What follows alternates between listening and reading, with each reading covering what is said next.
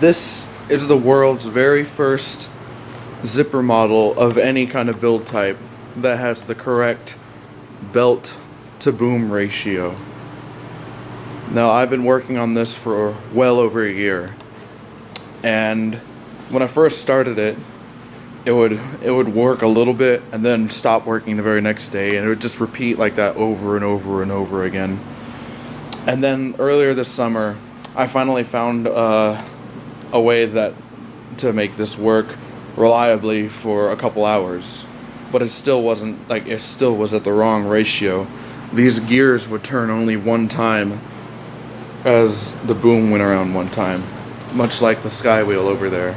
It was the same ratio, and the zipper doesn't move like that. The belt moves around a lot faster than the boom, as to give like a lot of G's and flip the cars around at the ends, and it just wasn't doing that. And now it does with the new gear chain.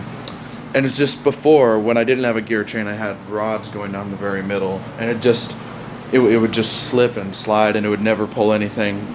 Parts would snap, and I've probably gone through about 50 of these tan connectors. They've actually all broken. Like, not even kidding, these things did snap apart just because of the huge, the load that I put on them. It was just way too much, and that was at the low gear ratio, let alone this ratio, which is almost exact scale. This is the very first zipper model to do this, and I'm really proud of myself for sticking it through all these years, this year, and doing it. And it's funny because I sat down about 30 minutes ago and started converting it to these gears, and I just finished it. And this is actually like the first time I've run it, and it's working just fine. It has a little ironing to do.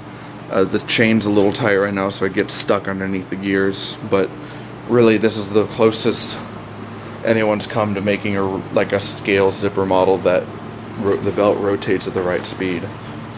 And so you see this gear chain down here. It used to have blue gears and stuff. This would spin insanely fast and would drive this.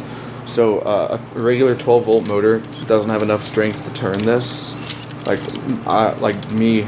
It's a lot of strain to do that.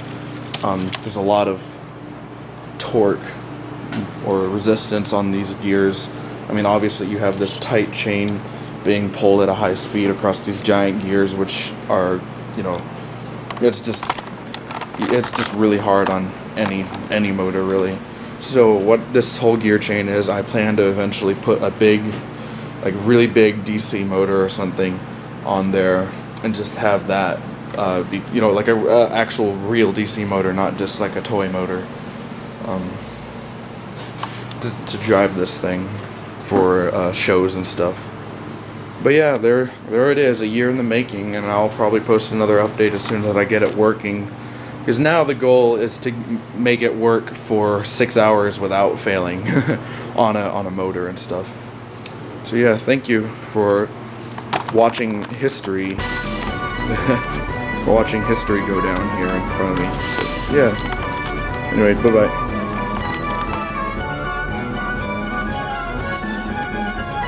Holy crap, it's actually working. Oh, whoops.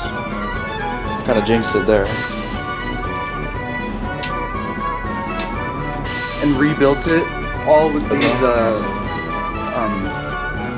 and that just goes to show how something can go from working just fine one second to, kind of not working so well the next. I want to get a view from the front, but I'm too scared to leave this thing alone because I'm almost certain that another one of those cars is gonna snag it just like that.